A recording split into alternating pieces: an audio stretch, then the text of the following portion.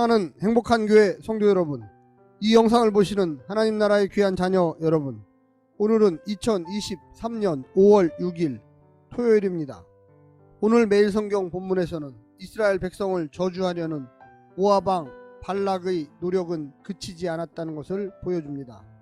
발람이 축복을 선언했는데도 저주 신탁을 이끌어내기 위해 장소를 옮겨서 두 번째 시도를 합니다. 발람에게 처음 보여준 곳에 문제가 있다고 생각했는지 이스라엘 진영만을 볼 수 있는 비스가산 꼭대기로 데려가지만 하나님의 축복 의지는 발람을 통해 더 구체적이고 분명하게 전달됩니다.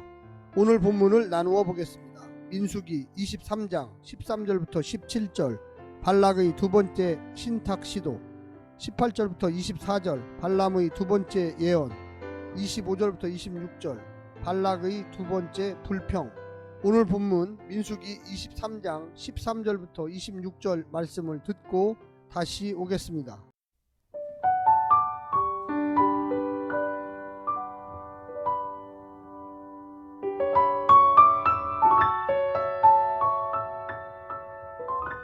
발락이 말하되 나와 함께 그들을 달리 볼 곳으로 가자. 거기서는 그들을 다 보지 못하고 그들의 끝만 보리니 거기서 나를 위하여 그들을 저주하라 하고 소빔들로 인도하여 비스가 꼭대기에 이르러 7 제단을 쌓고 각 제단에 숫송아지와 순양을 드리니 발람이 발락에게 이르되 내가 저기서 여호와를 만나 뵐 동안에 여기 당신의 번제물 곁에 서소서 하니라. 여호와께서 발람에게 임하사 그의 입에 말씀을 주시며 이르시되 발락에게로 돌아가서 이렇게 말할지니라. 발람이 가서 본즉 발락이 번제물 곁에 섰고 모압 고관들이 함께 있더라. 발락이 발람에게 이르되 여호와께서 무슨 말씀을 하시더냐. 발람이 예언하여 이르기를 발락이여 일어나 들을지어다. 십볼의 아들이여 내게 자세히 들으라. 하나님은 사람이 아니시니 거짓말을 하지 않으시고 인생이 아니시니 후회가 없으시도다.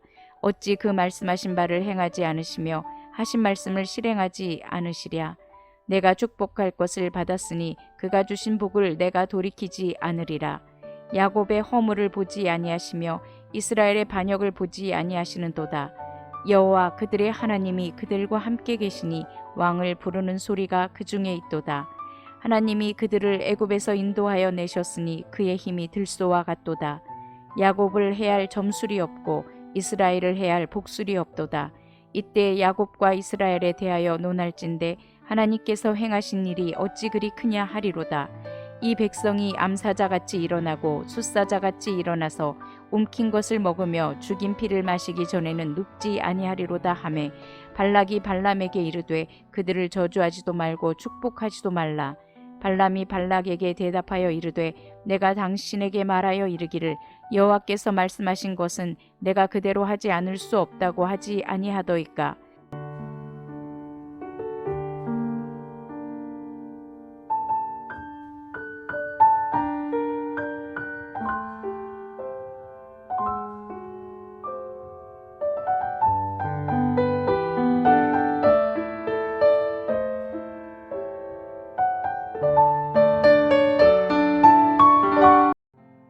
이스라엘을 저주하기 위한 발락의 의도는 그가 발람을 인도하여 간 장소에서 뚜렷하게 드러납니다.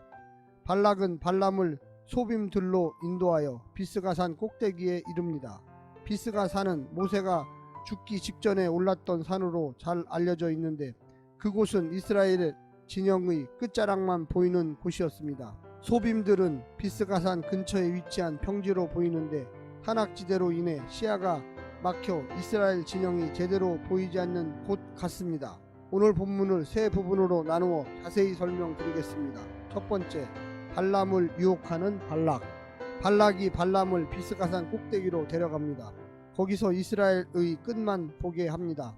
이스라엘의 실체를 감추고 그들을 약하게 보이게 하여 그들이 믿는 하나님 여호와를 두려워하지 않게 해주려는 의도입니다.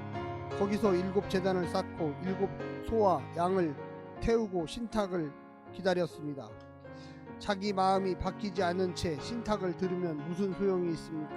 발람을 설득하려고 할 것이 아니라 충분히 드러난 하나님의 의도 앞에 굴복해야만 하겠습니다. 이미 증명된 여호와의 권능 앞에 모압은 복종해야 합니다. 그것이 국가를 사랑하는 지도자의 태도입니다.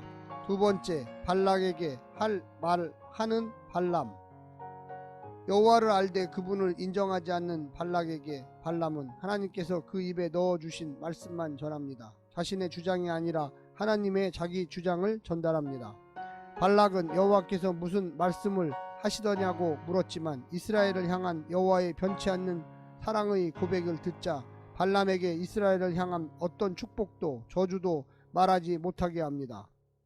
공평한 듯 들리지만 저주가 나올 리 없기 때문에 아예 축복도 차단하자는 뜻에 불과합니다.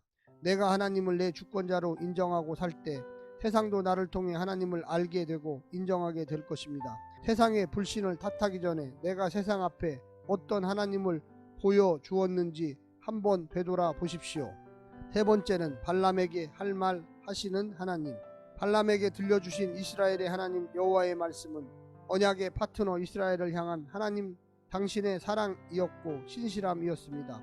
여느 인간 같았으면 벌써 버렸을 것입니다. 이스라엘이 하나님을 버렸고 원망했고 배신했기 때문입니다. 하지만 하나님은 인간과 다른 분입니다. 거짓말도 후회도 없으시고 말씀하신 것은 꼭 이루시는 분입니다. 하물며 발락의 제사로 뇌물로 복술로 그 마음을 바꾸실 분이 아닙니다. 하나님은 발람을 통해 자신이 이스라엘을 얼마나 사랑하는지를 확인시켜 주셨습니다. 이스라엘의 허물과 반역이 그들을 통한 하나님의 계획을 철회시키지 못합니다. 도리어 지금은 땅도 없는 저 이스라엘을 들쏘같게 하고 암사자와 숫사자 같게 하실 것입니다. 우리가 믿는 하나님을 인간의 수준으로 생각하지 마십시오. 사랑하는 성도 여러분, 여러분은 하나님을 어떤 분으로 생각하고 있습니까? 하나님께서는 영원히 불변하시는 분으로서 한번 사랑하는 사람은 끝까지 사랑하시는 분이십니다. 하나님의 사랑 가운데 있는 우리들은 항상 주님을 사랑하고 존경하고 그분이 인도하는 대로 순종하며 따라가야만 하겠습니다. 오늘 하루도 승리하십시오. 샬롬.